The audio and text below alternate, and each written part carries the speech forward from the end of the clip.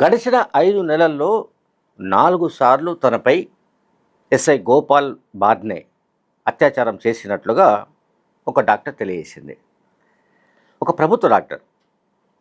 ఆ డాక్టర్ ఈ sub inspector Gopal, అట్లాగే అసిస్టెంట్ సబ్ ఇన్స్పెక్టర్ లార్డ్ పుత్రే అతని పేరు.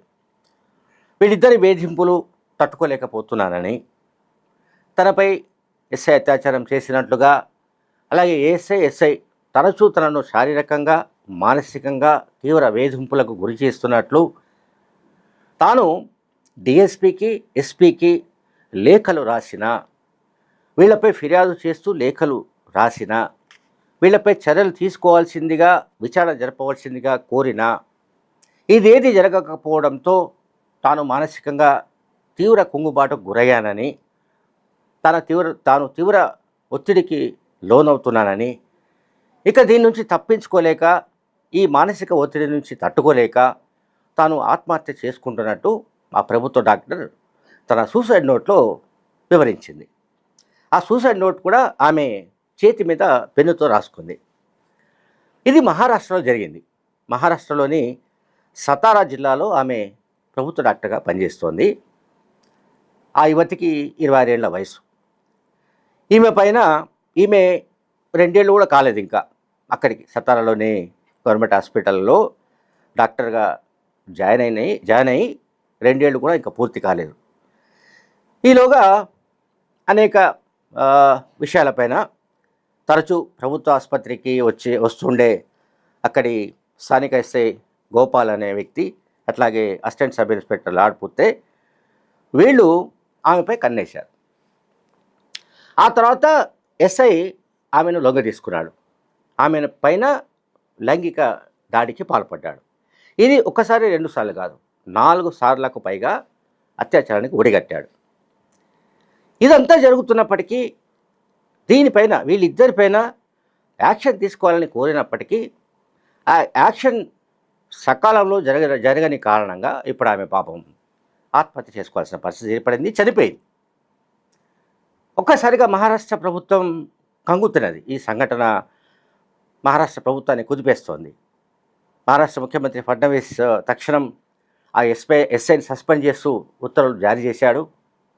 అట్లాగే ఎస్ఐ పైన, ఏఎస్ఐ పైన, ఇంకా ఎవరెవరు పోలీస్ అధికారులు ఆమెను ఏ రకంగా వేధించారో, ఆమెపై ఏ రకంగా ఒత్తిడి తీసుకొచ్చారో, కొన్ని విషయాలు ఏవైతే ఫిట్నెస్ సంబంధించిన నకిలీ సర్టిఫికెట్ల గురించి కానీ, అట్లాగే పోస్ట్ మార్టం సంబంధించిన నివేదికలను కూడా తారుమారు చేయాలని ఒత్తిడి చేయడం కానీ, ఇటువంటి సంఘటనలపైన ఆమె ఈ చనిపోయిన ఆత్మహత్య చేసుకున్న డాక్టర్, మహిళా డాక్టర్, ఎస్పీకి, డిఎస్పీకి, ఇతర ఉన్నతాధికారులకు రాసిన లేఖలపైన సమగ్ర విచారణ జరిపి దోషులందరిపైన కఠిన చర్యలు తీసుకోవాలంటూ మహిళా కమిషన్ రాష్ట్ర ప్రభుత్వాన్ని కోరింది. అట్లాగే జిల్లాకు సంబంధించిన ఇతర ఉన్నతాధికారులను కూడా మహారాష్ట్ర మహిళా కమిషన్ కోరింది. మహారాష్ట్ర ప్రభుత్వం దీనిపైన తీవ్రంగా స్పందించినట్టు కనబడుతోంది. అయితే ఇక్కడ ఒక ఇష్యూ మనం మళ్ళీ ఒకసారి రిమైండ్ చేసుకోవాలి, కొన్ని గతంలో జరిగిన సంఘటనలు. ఇప్పుడు దిశ కేసు మనందరికీ తెలుసు. దిశ కేసులో బహుశా ఆ కేసులోని నిందితులు 4గురిని ఎన్కౌంటర్ చేశారు. 4 నిందితులు ఎన్కౌంటర్లో చనిపోయారు. సో ఇక్కడ నా పాయింట్ ఏంటంటే, ఒక మహిళా డాక్టర్ పైన అత్యాచారానికి పాల్పడిన ఎస్ఐని ఎందుకు ఎన్కౌంటర్ చేయలేకపోతున్నారు? మరి వాళ్లకు సజ్జనార్ లాంటి ఐపీఎస్ అధికారి లేరా? లేకుంటే సజ్జనార్ను ఏమైనా ఇటువంటి వ్యవహారాల కోసం, అంటే ఇటువంటి వాళ్ళపైన ఏం యాక్షన్ తీసుకోవాలి? అది తప్ప రైటా అనేది డిఫరెంట్ ఇష్యూ. ప్రజలకు తక్షణ న్యాయం కావాలన్నది ప్రజల డిమాండ్ ఎప్పుడు ఉంటుంది. అది దిశ ఎన్కౌంటర్లో అయినా, ఇప్పుడు ఇవాళ ఈ మహిళా డాక్టర్ సంబంధించిన కేసులో అయినా, ఇప్పుడు ఆ మహిళా డాక్టర్ సంబంధించిన కుటుంబ సభ్యులు, బంధువులు కూడా అదే డిమాండ్ చేస్తున్నారు. ఆ ఎస్ఐని ఎన్కౌంటర్ చేయాలంటున్నారు. ఎందుకు ఇటువంటి మాట వస్తుందంటే, గతంలో చాలా సందర్భాల్లో మహిళలపైన అత్యాచారాలు జరిగిన సంఘటనల్లో నేను ఇంతకుముందు చెప్పిన దిశ లాంటి సంఘటనల్లో నిందితులు ఎన్కౌంటర్కు గురైన విషయాలు మనం చూసాం. కానీ మహారాష్ట్రలో ఇటువంటి సంఘటన జరిగినప్పటికీ మహారాష్ట్ర ప్రభుత్వం దీనిపైన ఏదో డిపార్ట్మెంటల్ ఎంక్వైరీ గానో లేకుంటే మరొకటో ఏదో సంథింగ్ అంటే తూతూ మంత్రంగా ఈ వ్యవహారాన్ని క్లోజ్ చేయడానికి ప్రయత్నిస్తున్నట్టుగా అక్కడి ప్రతిపక్షాలు ఆరోపిస్తున్నాయి.